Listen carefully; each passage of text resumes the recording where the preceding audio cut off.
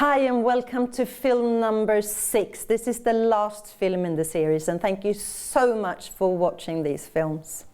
My name is Birgitta Sjöstrand and today we're going to talk about goals. How to set goals and how to achieve them.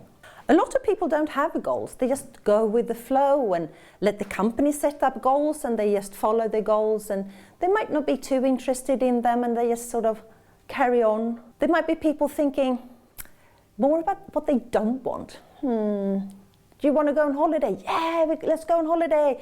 I don't want to go to Florida, I don't want to go to Paris, I don't want to go to Bucharest. And says, what do you want? I don't know. Do you want to go for dinner? Yeah, but I don't want pizza. They're thinking more, they're putting more effort into what they don't want. Today I want you to put effort into what you do want. Because today we're going to talk about goals. How to succeed, you have to have goals, you have to have attitude and you have to have desire to reach the goals. Let me tell you a little story about how to go about setting goals. Imagine you live in Paris in France and you have your best friend living in Belgium in Brussels and you really want to go there to see them. So you know why you want to go and you know what you want. The question is how you're going to go there. You can go by plane or you can go by bus or you can go by train, or you can drive. Say you want to take the car. Do you want to drive or do you want someone else to drive? How is it in your life? Are you the driver? Are you the one that takes command over your life and decide? Or are you just going with the flow? Let's say you are going to drive yourself. You have to figure out which route to take. You have to figure out how long time it takes. And you also have to figure out what baggage do I have? And what can I get rid of? And do I need to get something more? Is this good for me? And is it good for everyone around me? Because that's another thing when you set goals. You have to check. You have to do the ecology check with everyone around you that it's a good goal. So the day has come and you sit in the car and you just think, oh, let's just drive to Brussels. And you go on a route and there is a sign and you're on the road to Orléans and you think, this is the wrong way. This comes with feedback. Feedback, you're on the wrong route. How will you go about it? Do you turn around or do you take another route? And this happens all the time when we set goals. We might not be in the right direction.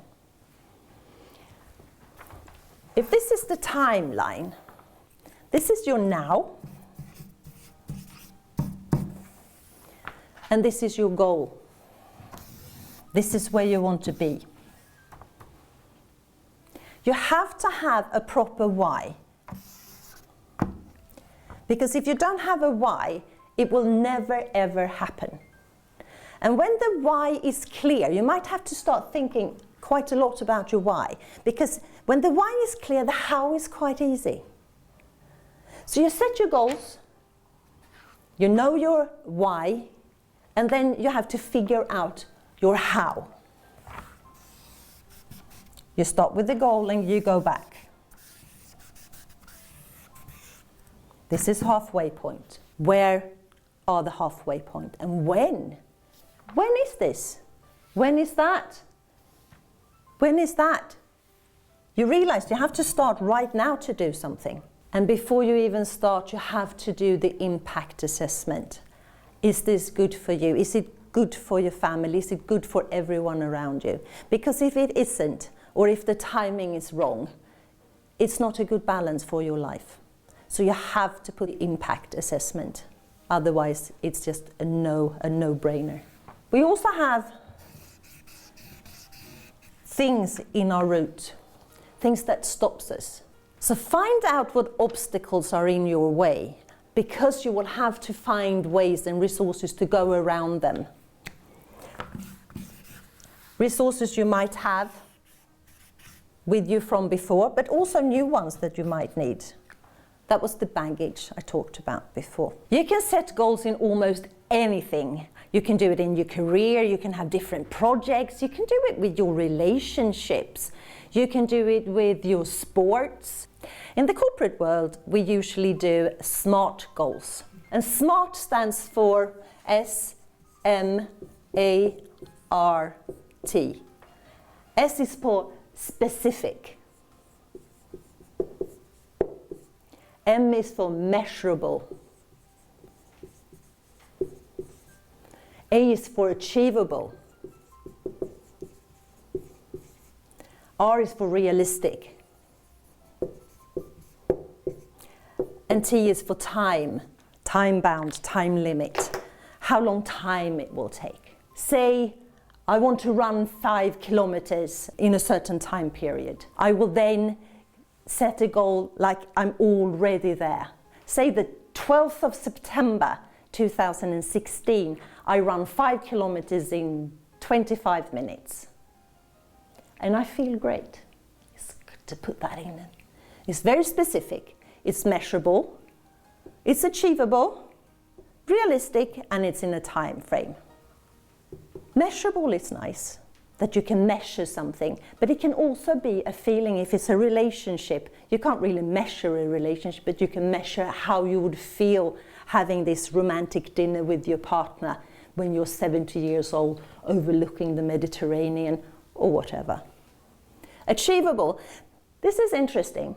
If I would like to do a 2-meter high jump, I don't think so. It's not realistic for me. It might be realistic for someone else, but it's not realistic for me, and it's not achievable for me. So I have to find something else. It's also good if it's agreed by me, so it's my own goal. So what kind of goal do you have? What do you want to achieve? You may want to close your eyes and just paint the picture of your dream or your goal. What do you see? What are you wearing? Who else is there? When is it? What do you hear? Do you hear sounds? Do you hear voices? What are you thinking? What do you feel when you are there? Where does it feel in your body when you have achieved your goal? Have that feeling with you when you set your goals. So you know it's like a rubber band that you pull out and you get that pull towards the goal, and that's what you want. After this program, we have 3 appendixes. One, the questionnaire you started with at video 1, and the life wheel if you want to do it again, and also a little exercise for goal setting. It's both for your left brain and for your right hemisphere of your brain. This is for your left brain. You write your main goal in the middle, and you have your sub-goals on the side, and your whys, why you want to do this, and also how you're going to achieve it, and who can help you. And you put your starting date here, and your finish date there. And then you fill the other one with symbols for your right hemisphere of the brain. And this lies after this program together with Appendix 1 and 2. So this was the last of this series. Feel free to watch these films over and over again and practice, practice, practice. Because otherwise it will be reading in a book that you get fit by running, and you know it, but you don't run. Don't do that. Practice. Practice make perfect. Good luck, and I hope to see you soon. Bye for now. Thanks, Birgitta, for your guidance in those 6 videos. And thank you to all of you that have participated in the Work-Life Balance program. Now you have been able to use those tips, ideas, tricks in order to improve the balance in your life. Thank you.